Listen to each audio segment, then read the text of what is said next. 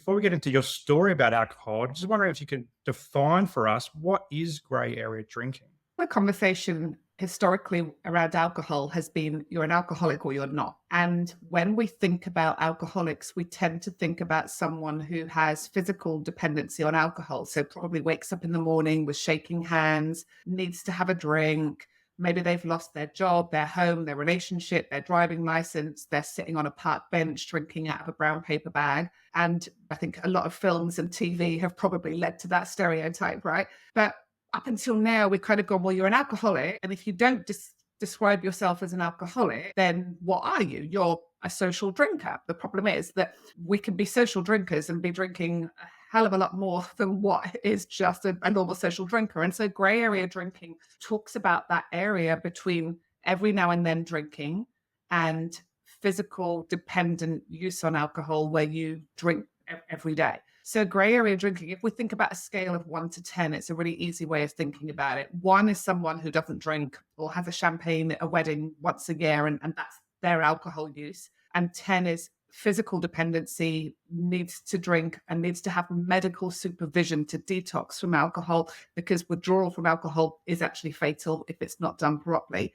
Gray area, we've got a 1 and a 10 there. I would describe gray area as about a 4 to a 7. 4 to an 8 on that scale, where we've passed the point of drinking just being take it or leave it. Like, I don't really care if I drink. I'm happy to drink. I'm happy to not drink. We're not at that point. We've started using alcohol for something, whether it's a crutch, whether it's a reward, whatever that reason is. But we are not drinking to the point where we can't function through a day without alcohol. And that's the gray area. Well, I really resonate with that because I've just started to share my story about my relationship with alcohol, which was very young, 14, 15, end of the season of footy. And we went away on a camp, got introduced to alcohol there. The whole, oh, Simon, you're amazing when you're drunk. You're so funny, you're fun, you're extroverted, which was the opposite to what I was like on the football field.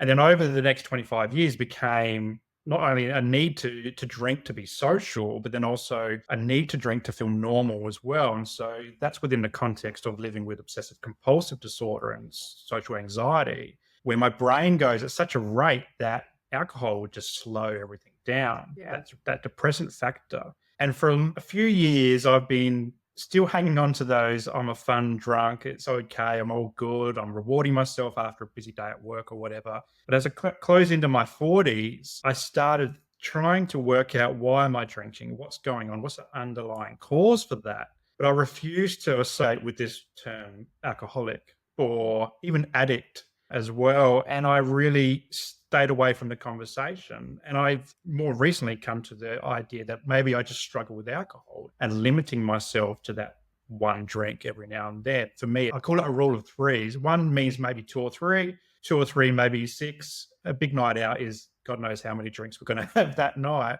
And so for me, this has been my very personal journey. And I've been reluctant to share it because I'm worried about that perception of being called an addict, which I just don't associate with. In the work that you do, how many people feel similar to that? I can imagine a lot of people don't want to talk about it because they don't want to be labeled in that way. Yeah, absolutely. Shortly after I launched my business, I wrote an article for Mamma Mia, which is like a women's online website.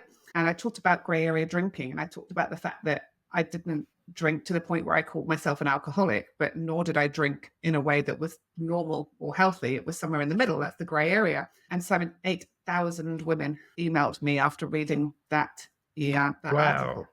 And they said to me, you've just told my story. And this is where so many people are, because they don't define themselves as alcoholics. And there's so much judgment and so much stigma that comes with that term. You know, you think about people scurrying into a church basement with a coat over their heads going, oh, I'm Sarah, I'm an alcoholic. And society doesn't do much to help anyone from this level. But gray area drinking, using that term, it can be so helpful to be able to understand, right, that makes sense to me. That's where I am. I'm not an alcoholic, but nor am I a healthy alcohol user. I'm somewhere in between. And so where did you come across grey area drinking? Is this something that you've created, or is it something that you've learned from? Where does it come from? So Jolene Park is the lady in the United States who coined this term back in, I think, 2016 or 2017. She's got an amazing TED Talk. So I recommend just Google Jolene Park grey area drinking and you'll be able to watch her TED Talk. And so she is who I trained with to reach my accreditation to become a grey area drinking coach. Absolutely. I'll grab the link for that and I'll put it in the show notes so anyone can check it out for themselves. But I'd love to hear your story of alcohol and how you came into becoming a grey area drinking coach. I'd love for you to share that with our audience today. Yeah, so I was similar to you. I started drinking at 14. I grew up in the north of England. It was just what you did. Like, that was kind of the norm. At 14, 15, most people were spending their weekends with their mates down the local park, drinking, like paying an older kid to go to the shop to buy your booze, or like making up concoctions out of your parents' drinks cabinet and just mixing like in a soda stream bottle, whatever you could find, and then going down the park, getting drunk, going home, vomiting, going to bed, and then doing it the next weekend. And that was kind of like your rite of passage into those teenage years. For me, it was interesting what you said about OCD and social anxiety, because it wasn't that for me, but it is that for a lot of people I work with. So for me, it was a couple of things. It was, I'd moved school a lot as a kid. And at 13, it was a very difficult age. I'd moved from Scotland to England. I had a very thick Scottish accent, a terrible perm, spotty skin, a bit overweight. And I'd gone from this quite rough local school to this very posh all-girls school that was very strict and very, very high achieving. And I just didn't feel like I fitted in one bit. And at 14, I discovered alcohol. And that's when it felt like I was one of the girls. That's when I felt like to have all the barriers come down. You're my best friend. I love you. Like, all of that was like music to my ears, because that was a way for me to feel accepted and for me to feel like I was one of the gang. So I always wanted to drink because I knew that it made me feel connection in a way that I really craved. And then alcohol became the way that I just associated with, that's how you make friends. You just go and get drunk. So you go to university, you go to Freshers Week, you get pissed, you've suddenly got a whole group of friends. And then I moved to London, went into working in recruitment, just got pissed all the time. And then I made loads of friends. And so for me, it wasn't problematic. I drank a lot, but I drank like everyone else around me drank. This was like going back to the late 1990s. And it was, London, work hard, play hard. You would think nothing of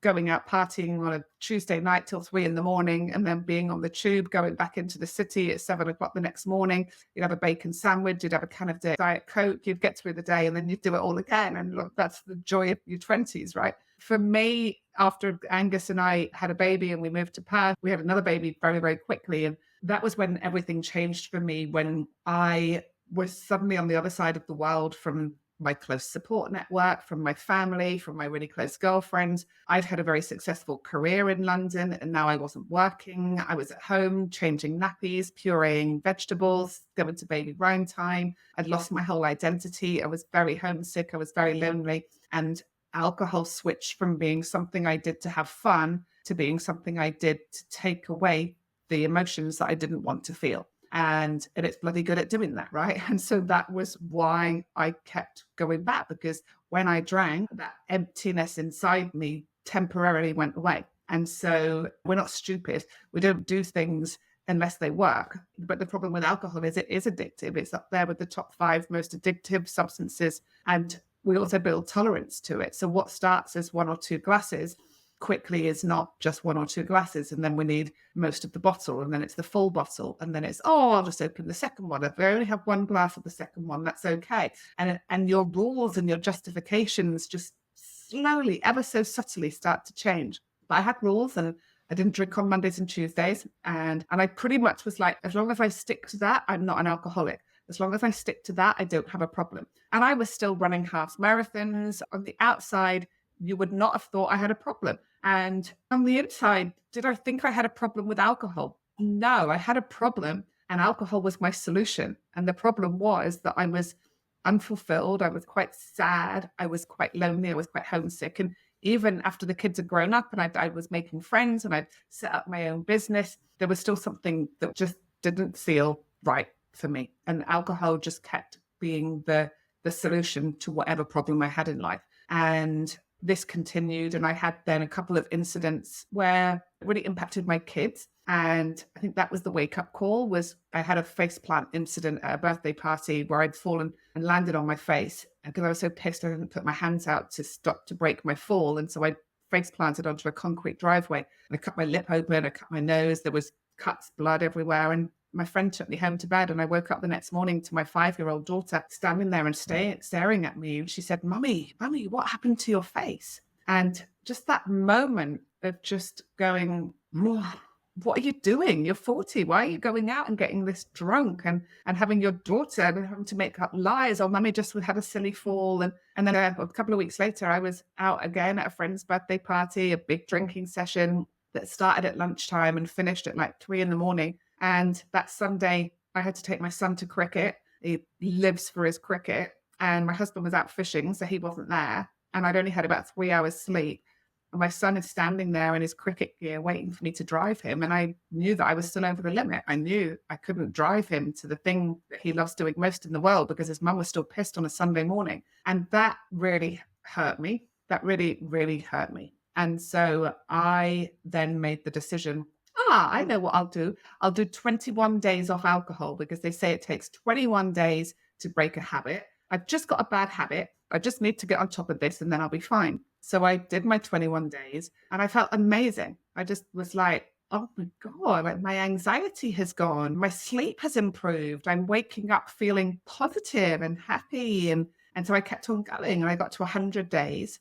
And then I was like, well, I can't never drink again because that would just be weird, but it's fine. I've done 100 days. So now I'll be a normal, moderate drinker because I clearly don't have a problem, because if I had a problem, I wouldn't have been able to take 100 days off. So everything's fine. And now I'll just be normal. And so I went back to drinking. And within 3 weeks, I was back to drinking at the same level as before, because that's the way it is for most grey area drinkers. And so this continued for 2 years, taking breaks, loving who I was without alcohol, fighting to be able to moderate, thinking that it was my fault, that I had to try harder. I was weak. Other people could just have 1 or 2. What was wrong with me? Why couldn't I do that? And it was like Russian roulette. I never knew on a night out if it was going to be the night that I'd have 1 or 2 and be able to go home, or if it'd be a night that I'd have 1 or 2 and everything would be off and I'd be shit-faced and waking up at 2 a.m. on someone's sofa. And I just never knew which way it would go. And finally, April 2019, I'd had my last drink and haven't looked back, really. Wow, what a story. And so many points I want to unpack with you. I want to go right back to when you were talking about rules as well. I remember I had this rule for a little while where most weekends I'd sit down and watch the football with a 6-pack of beer, which turned probably into 2 6-packs of beer. And I had this thing in my head that if I put the empty straight in a recycling bin as opposed to just next to the kitchen where I would normally put my beers, then I would feel to me like I haven't drunk as much. And I'd also had this thing like, well, maybe my wife won't see how much I drank the night before. And you mentioned that you wouldn't drink on Mondays and Tuesdays. What other rules did you put in place and where do these rules come from? Yeah, I mean, I think that this is the sign that you're a grey area drinker, because people who don't have a problem with alcohol don't need to make rules around their drinking, right? They just have a drink if they fancy it and they don't have a drink otherwise. I had very convoluted rules. I don't drink on a Monday and Tuesday. I don't drink before 5 o'clock. I don't drink white wine on an empty stomach. I don't drink at lunchtime unless it's out with girlfriends. I don't get really drunk 2 nights in a row, but I always broke my rules. Apart from the Monday and Tuesday, it was only towards the end that I started breaking the Monday and Tuesday rule, but that was the last to go. The others, I was breaking quite continuously because I would always find a reason to justify it. And so the chatter and talk in my head was constant. It was always said I wasn't going to drink tonight, but I could just have one. And if I drink tonight, I won't drink tomorrow. So maybe I could have tomorrow's drink now. And then I could have 2 or 3 tonight. And I don't have to get up too early in the morning. Because if I go to the gym today, I don't have to go to the gym tomorrow. Then I can have a bit of a lie-in. So then I'll get over my hangover and blah, blah, blah, blah, blah. And this constant chatter in my head that was justifying my drinking, thinking about drinking or getting over drinking. And I thought everyone was like that. And then when I realized that most people are not like that, and they're just like, well, I just have a drink if I fancy it and I don't otherwise. Whereas to me, like if I was going on a night out and my husband said to me, for any reason, I had to be a driver that night, I would be like, no, absolutely not. I am not going if I've got to drive. Like to me, it was, there's no point socializing, going to an event if I couldn't drink. Yeah, I really resonate with that as well, because whenever I'd get in the car, I'd say to my wife, are you driving tonight? And she's like, yeah, because she's not much of a drinker. Whereas I'm a big drinker. I'm the guy that, or I was the guy, should I say, who would be around the dinner table, and before anyone's finished theirs, or anyone's halfway through theirs, I'd finish off my whole pint of beer back at the bar, ordering more. But we justify these things in our head, and we come up with all these convoluted rules, which when you say them out loud are quite silly as well. Like I use a bit of humor, and they are quite silly, but internally we think, no, this is how I'm going to get through. This is how I'm going to mask it.